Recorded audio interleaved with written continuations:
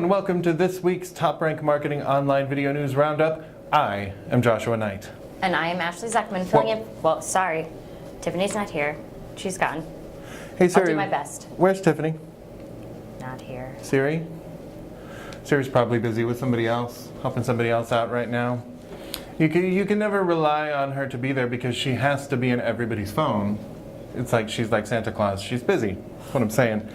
That leads into our first story of the week, which is a study that Zeckman did, and they did an infographic based on their findings, that they tested Google Assistant versus Siri to see which was, like quote unquote, better.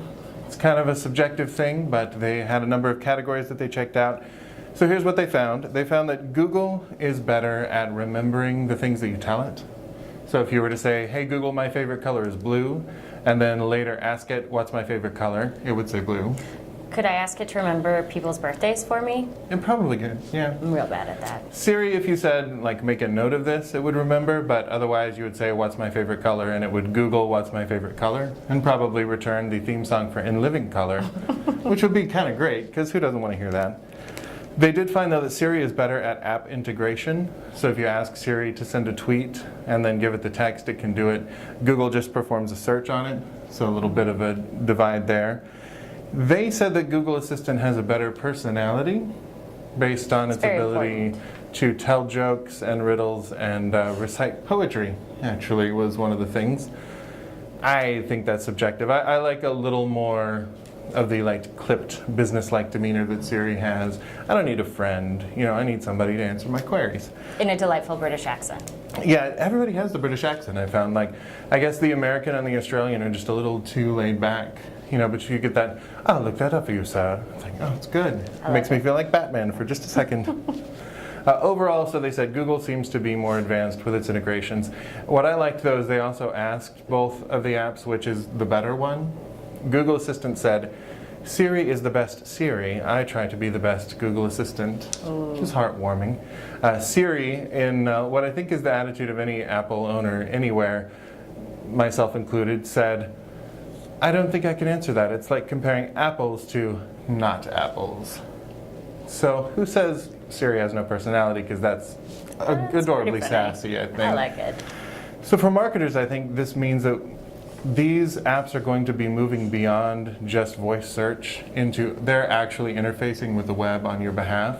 So we're going to have to be aware of that and start optimizing interfaces for our eventual robot overlords, basically. I don't know if that's exciting or terrifying, or both. Hey Siri, I, for one, support our robot overlords. Good to know. Noted. In other news, this week Periscope launched their live 360 video broadcasting. So as we know, Twitter purchased Periscope middle of last year, and since then they've been making some updates, kind of trying to keep a trend with other platforms. And as of this week, people can now physically rotate or swipe on a live 360 video to get sort of the full scope, so to speak. Oh, yes. And yeah, that happened. And as of right now, all users can view videos, but only a select number of partners can broadcast. So I think what they're really trying to do is just test it out, work out any of the bugs with these partners that they can actually communicate with, probably one-on-one, get some feedback, make some upgrades, and then they do plan shortly to release it to all users. So I think from a marketing standpoint, there's definitely a lot of opportunity to provide even more sort of behind-the-scenes look into your brand, into your company, into the things that you're doing. When people have the control to be able to look at what they want when they want it, I think that'll be pretty cool. We actually tested one of those little cameras out earlier this week. Our CEO, Lee, purchased one, and it was really cool. He just set it on the table, connected it through Wi-Fi to his phone, walked away, and he was like, go guys, don't feel awkward. I'm just going to take some 360 video for a minute. I will now be the most awkward human on the planet. Don't be weird, I'm taking video. And then we watched it afterwards, and it was really cool because you can look at it on your phone, you can post obviously to things like Periscope or other social networks, and I don't think that it comes at a high cost either. I think that's something we were talking about before, is that it's not out of reach. But again, that ability to sort of put to the user in the driver's seat in terms of what they want to see could be a really good thing for marketers. Yeah, I think your barrier to entry there is under $500, which is kind of amazing to get that camera that can do all that work. The only thing to keep in mind is that it does take a whole lot more bandwidth than regular video, so you need to have a strong connection, or you could end up with some buffering that would cause people to drop out. Speaking of which, Dropouts? segue, speaking of videos and buffering, our buddies at Marketing Charts did a survey recently about how tolerant people are of buffering and ads in their video. They kind of broke out their responses to millennials and not millennials. Millennials and everyone millennials else. and older than millennials, as every news story in marketing has done for the past couple of years now, because millennials are frightening and mystical creatures, I think. Wait a minute. I'm an old millennial. Thought I though. smelled millennial. I'm when an I old walked in this millennial, room. though. I mean, that's why I'm wearing this super ironic, ugly see. sweater. It's Are because you I'm a wearing it millennial. ironically or sincerely? Um, Is that not even a pertinent question anymore? I don't even know with kids these days and their hoverboards and their. I can't tell the difference. Nobody can. But we did find out that everybody is half of the people are likely to abandon a video if it buffers 2 times. So you buffer twice, lose half your audience, 80% at 3 times. So it's definitely important to get the bandwidth in there. More interesting though, I found, was they talked about ads and how people view them as necessary or disruptive. And they found that millennials were less likely to say that ads were disruptive by several percentage points compared to the actual grown-ups. Sorry. 2/3 of millennials said that ads on free content is a-okay. So that's an interesting thing, that they seem to understand that relationship a little better than adults do.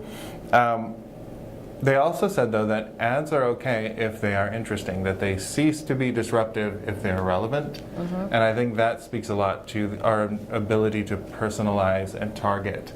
And you can make your ad not an ad if it's good enough for millennials. Well, and I think, again, one of the things we were talking about earlier, too, was that you really have to capture people's attention if you're doing that within the first few seconds. So Right. instead of, kind of doing your setup and your segue into what your big message is, like, you have to lead with that. It has to be exciting.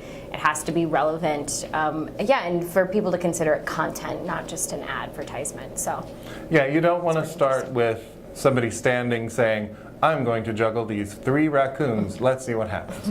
You want to actually have the raccoons in the air by the time the thing starts running, because then you've got drama. You've got, is he going to drop a raccoon, or is a raccoon going to bite him? It's just a better thing. I personally think that the future of marketing is keeping your raccoons in the air. You can quote me on that. are you sure about that? And Do you want to edit it at all, or you just... You Feels right. take out the I think. You know what? The future of marketing is keeping your raccoons in the air. That's the new content is king. It's keep your raccoons in the air. Anyway, until we speak again, please do keep your raccoons in the air, all of you. If you need some help keeping them aloft, you can subscribe to the TopRank blog. You can check out Ashley's excellent post on the blog this week. It's going to include all the stories we talked about with their respective links and some things that we didn't get to. And you can also follow us on Twitter at TopRank, or you can follow me personally. I would appreciate it. I'm at Nite. That's Niteerites.